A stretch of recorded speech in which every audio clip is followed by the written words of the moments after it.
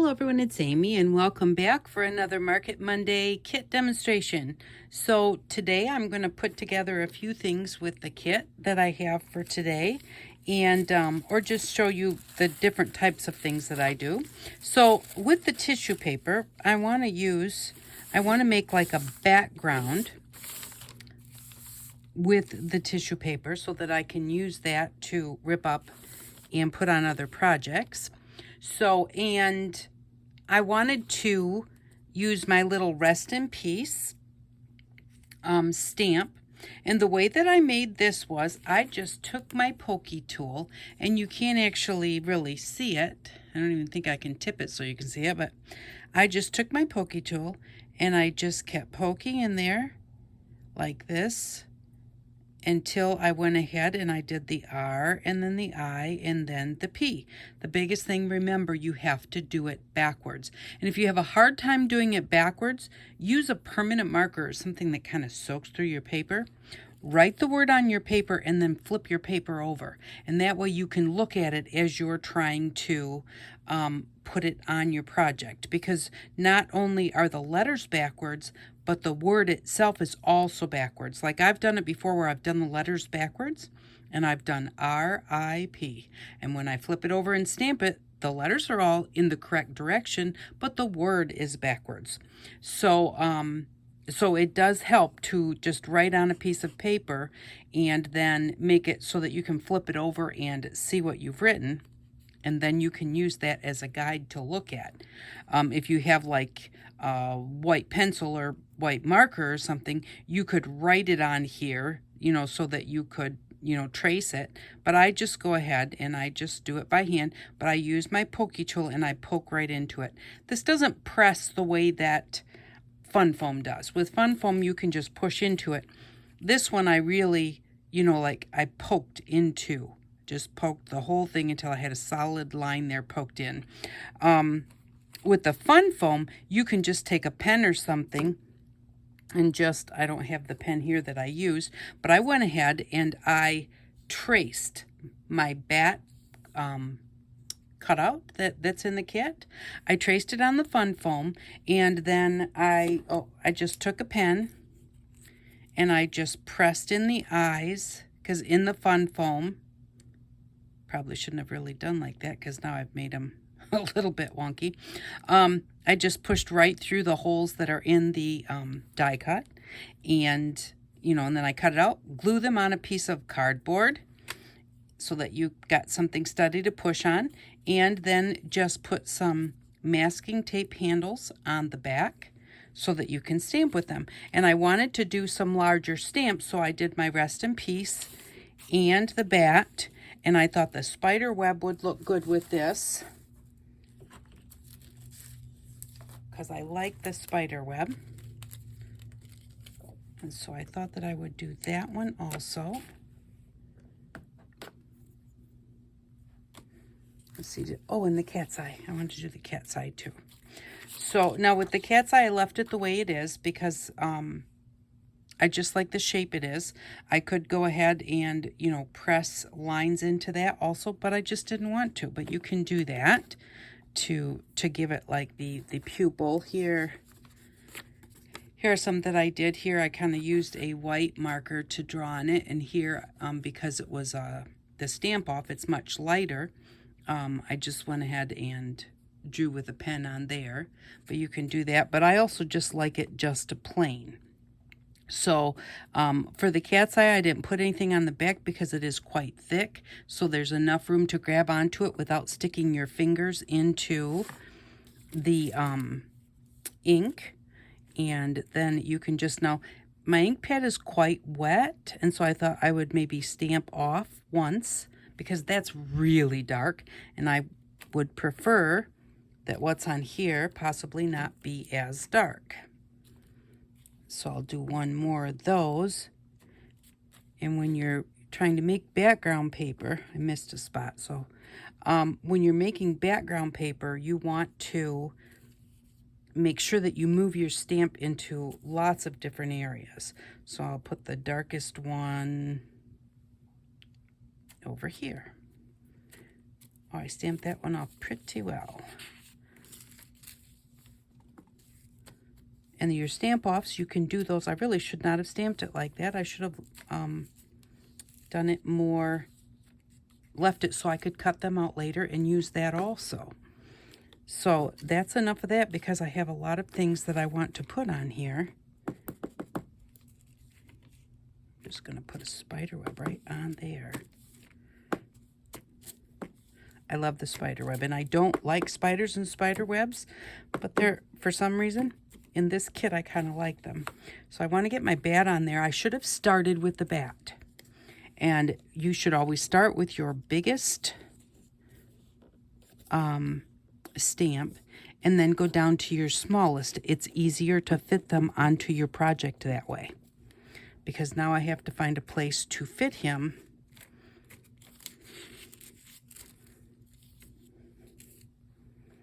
And I didn't bother to press him down, and I didn't bother to look. I should have looked, especially the first time when you use a stamp. See, like I don't have any ink over there, right there at all.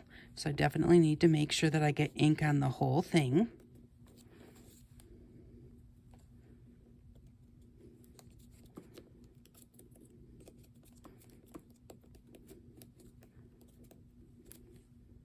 There we go. That's much better.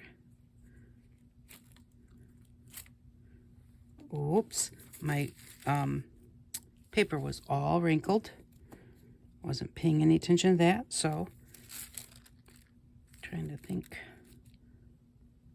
I think I'll put one more right here. Something underneath my paper. Make sure that I actually press the whole thing. It's a very large stamp. That's much better. And I'm going to try. Ooh, this is not going to work very well because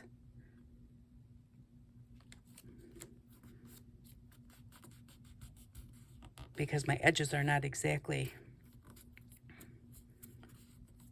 exact. There's a little bit of an edge of the cardboard before you get to the fun foam. But that wasn't too bad. So the last one is my rest in peace. Now, whenever I do stamp on tissue paper, depending on what's underneath, always make sure that you have a piece of paper underneath to stamp onto. Not just for your stamp off, but you want, when you stamp onto your tissue paper, it usually soaks through onto the paper below. And so you just want to make sure that whatever it's going to soak through the tissue paper, that it is, it's not going to hurt it. It's not going to be on your desk or something. Make sure that you have paper, and I did put an extra piece of paper there too. And I think that that is good for this piece. Now let's see.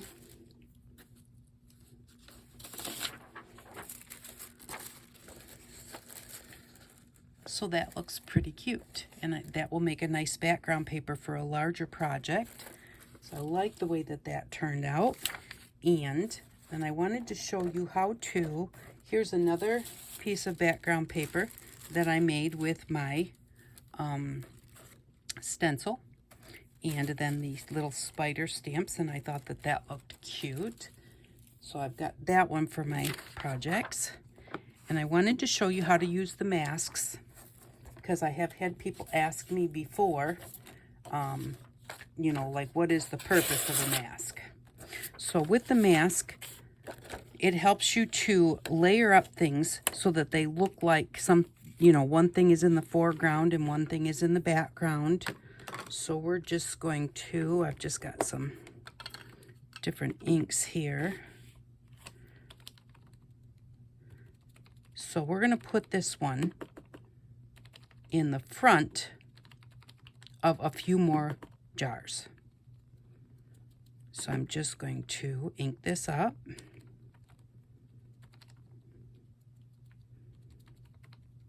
And so there we go. So now we've got that one container. I'm going to take my mask. It's got a little sticky dot on it that held it in place on here. Before you use it, you want to make sure that it's not too sticky or it will rip your paper. And then I'm just going to line that up right on top. Just like that. Whoops, that's not lined up. Take it off.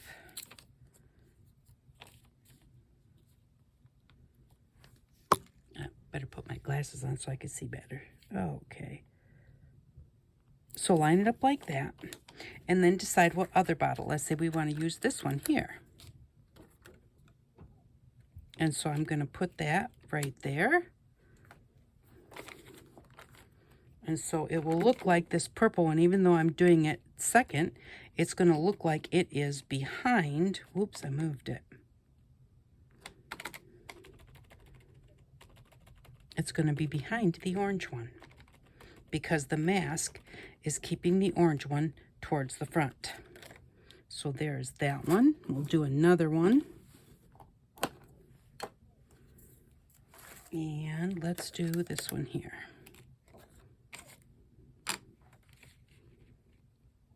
And we'll put this one right there in another color.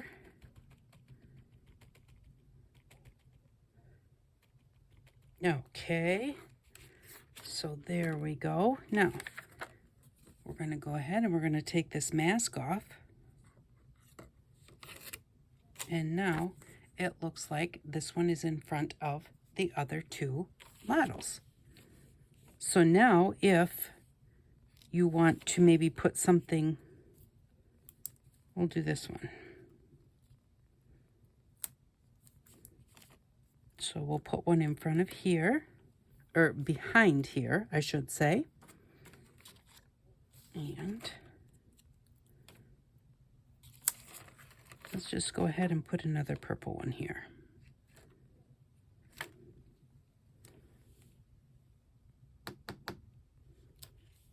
I can't, oh, it's right here in front of me. And we'll even put that one like way back there like that.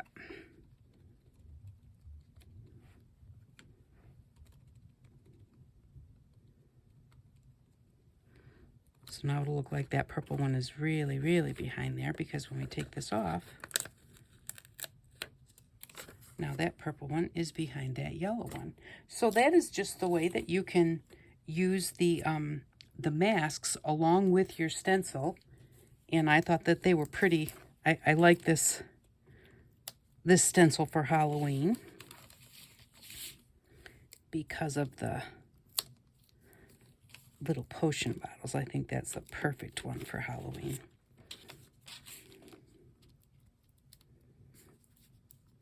Yeah, that one's not going to stick anymore. Okay, and then another thing, to make your own embellishments, you can make some clear see-through embellishments with our stamps and our tissue paper. I've lost, oh, here it is.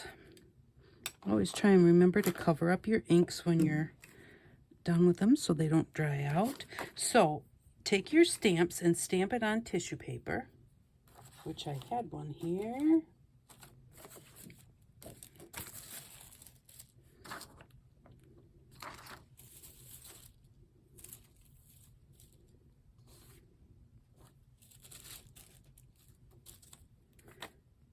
I don't know what I did with them.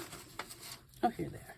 All right, so I just went ahead and I took the stamp set and I just inked up the whole thing. Now, there is no ink in the kit. The stamps are in the kit, the stencils and the masks are in the kit, but there is no ink in the kit. But just go ahead, I just inked up the whole set. I did the whole thing, and then I just stamped it on the second layer of the napkin, because remember to always separate your napkins. But that second layer can definitely be used for things, and the second layer is great because it becomes see-through when it dries. When you put the glue on it. And I call it kind of plastic paper because it gets kind of very plasticky. And I have been playing with so many things, trying to like have them ready to show you, that I keep missing. Here it is, having a hard time finding my stuff. Okay, so the way that you make your plastic paper, or the way that you collage anything also, put your glue on the bottom. This is water glue.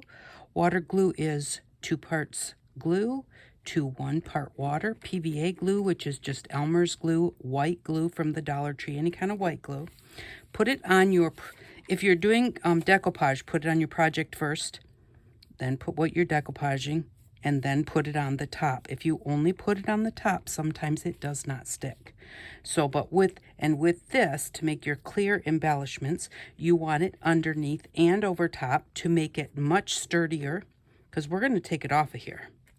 And so you want it to be sturdy, and you also want to have that glue on both sides to make sure that you get a nice plasticky kind of embellishment. So there we go. There is that. Now the thing with this is you have to let it dry completely. So I went ahead and I did it ahead of time so that I could show you what it looks like and how you can use it. So I have one here. So now we have them here, and one of them I put face down and one of them I put face up, and I did that for a reason, because whatever touches the plastic will be shiny when you take it off. Whatever is not touching the plastic will be matte. So this is very matte. And now we're going to take this one off. I already started it. It doesn't, come off that easy, but see how shiny that is? So the two compared to each other, one is shiny and one is matte. So I did it both ways so that I would have a choice. I could either have the shiny side or the matte side on whatever I was going to use it for. So see, it's shiny on that side, but because there's words, they're backwards. And so that's why to remember your shiny side is whatever side is down. So if you want your words to be on the shiny side, you have to make them look backwards when you glue them. So then you have these, and they're not super, super solid, but they're a whole lot stronger than just that napkin we were playing with. So then you choose what it is that you want to use and where you want to put it. And the point is, as far as stamping on tissue paper, a lot of people say, why do you stamp on the tissue paper and then you just put it on a project? Why don't you just stamp it on your project? And the thing with that is because, let's do a more solid stamp that you can see better. Just do the bat. Okay, so let's stamp the bat on a piece of tissue paper, or even on, here's the back of the napkin with the graveyard scene on it. I don't know if you can kind of see through that, but I'm going to just stamp it on there like that. So there's our bat. Now let's say I wanted to put that bat on this piece of cardboard. Why would I put it on there first? This is corrugated cardboard, and if you have anything that goes around, if you have anything that has any kind of texture whatsoever to it, that's what the bat looks like when you stamp it on the corrugated cardboard or on your textured project. So you just want to make sure that if you want to do something like that, if you put it on the tissue paper, and this works with the napkin and with the tissue paper, and you want to rip it, don't cut it, because when you cut it, it has a much straighter line. I've kind of ripped the bat a little bit, but oh well. So when you rip it, the edges disappear more. The little feathery edge goes ahead and really blends into your project much better than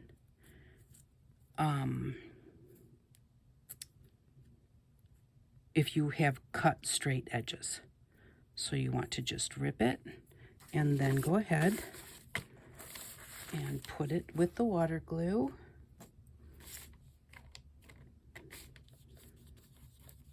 First the glue, then the stamp. And because this has the grooves, I want to make sure that I get that pressed into those grooves so it doesn't rip later after it's dry and it has a hole underneath of it.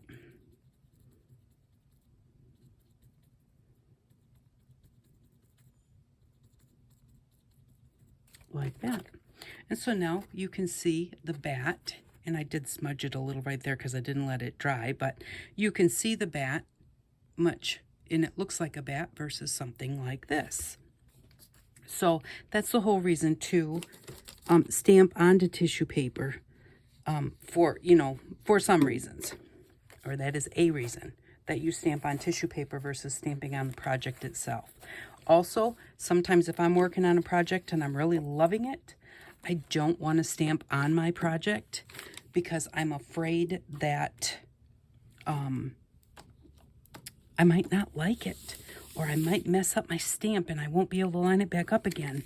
And so I stamp it on tissue paper and put it on because then I know what it's going to look like because the tissue paper is kind of see-through, and I know that I've got a good solid stamp. So the little clear plastics that are in the kit, those ones can be, here I made some purple ones and some orange ones and a little yellow smiley face. And so they can be colored on with permanent markers. And they kind of have the alcohol ink look there. And that is because I put some alcohol on them.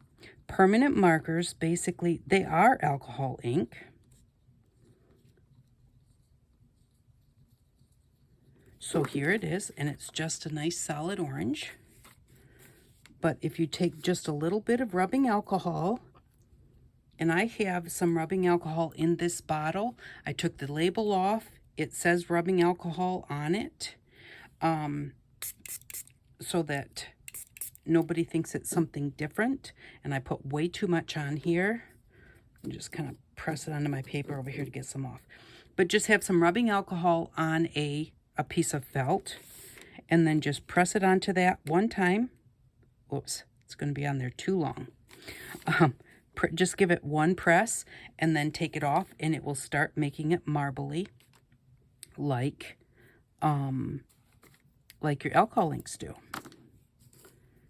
And you can use a fine line Sharpie marker to write on them.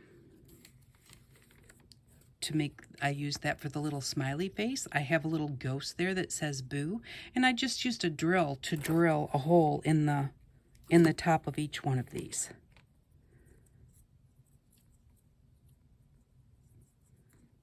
But you can use more than one color or just one color.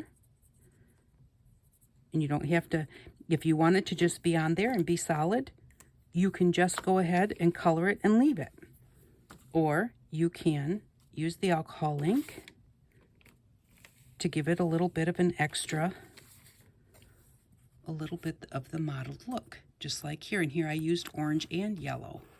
And if you like the way the orange looks, and you decide you want to add yellow, you can flip it over and put something on the other side. Or like orange and purple do not blend together. So I flip it over and put the orange on the other side. And instead of them turning to brown, I have orange on one side and purple on the other.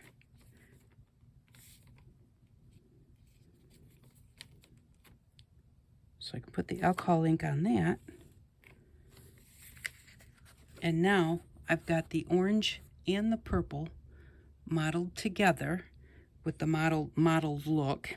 And it hasn't turned to brown, because otherwise if I put them both on the same side, it wouldn't matter. The second I hit it with the alcohol ink, it would start turning brown. So that's what you can do with those. You can write on them, draw on them. You can use regular alcohol inks on them, or if you don't have alcohol inks, permanent markers and a little bit of rubbing alcohol will make it look like you have alcohol ink. And then you can hang those on charms. I was going to put together a tassel, but I have tossed my tassel stuff everywhere. But I was going to put together a tassel and put those on a thread and hang them from the tassel. But I've lost my needle and thread, so I can't sew my tassel together, but I was just going to sew this together as a tassel. I think that that looks nice. And then I wanted to wrap I was going to take some of the leather and just go ahead and wrap that around the top of the tassel.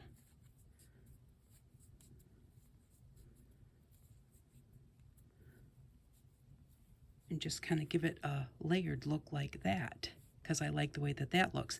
And then I was just going to use a needle and thread to go ahead and sew all of this together. I just made little tiny strips out of the different fabrics that I have. And so I was just going to cut this off and then just tack through it with my needle and thread. And once everything was all sewn together, I was just going to use the needle and thread to make a loop on the top. I made a little ghost with our fabric and used a needle and thread. I used some of the little blingies to make the eyes, and here's my little ghost. I just thought that he was kind of cute. You know, everybody has the little white ghost, so I thought that he would really be cute with that silky fabric. And I don't know that I like his mouth. I'm going to take it off. I just like his eyes better. So there we go. We've got a cute little ghost out of the fabric, and I just stuffed some stuffing in there. So, and then I wanted to do I was going to do just a little piece of abstract, but I really don't think that I want to make this that much longer. So I think I will come back later and show you the abstract that I'm working on. I've kind of got it all figured out, I think. And a lot of times when I'm doing something like that, I do go ahead and get it all figured out ahead of time. You know, I don't normally start with just, I mean, I do. You start with nothing and then you just start building up and building up. But when I show you how I'm going to put it together, I've already spent a few hours figuring it out. So, because a lot of people say, oh, I can't do that, you know, like it takes me forever. Well, it takes me forever also. So if it takes you forever to put something together and figure it out, and you're trying it this way and that way and every other way, that's okay, because most people, that's what happens. I don't really know anyone that just puts it together and right off the bat, what they decided to put together was exactly what they wound up with. So most people, they do try it, but when you've got to do a video, sometimes it takes so long to do the video that you don't want to spend all that extra time figuring out that, you know, do I want to use this or do I want to use that? You know, do I want to put this on there or do I want to put that on there? And then, you know, you take it away and try something else. And it just really takes a long time. And so if you figure it out ahead of time, you can get your videos done in a much better time frame. So, you know, so that is the biggest thing, is that when I come back, it pretty much is already figured out. And so when I come back, it will be a matter of me showing you what I've actually done with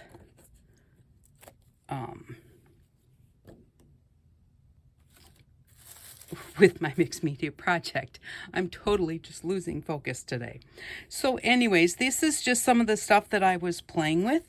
And I really do like the way that these turned out. So I really appreciate you stopping by, and I appreciate all that you've done for me. Please watch a commercial if you get a chance or two. Share me with your friends. Thanks again for stopping by. I hope that you all have an outstanding day. Bye-bye.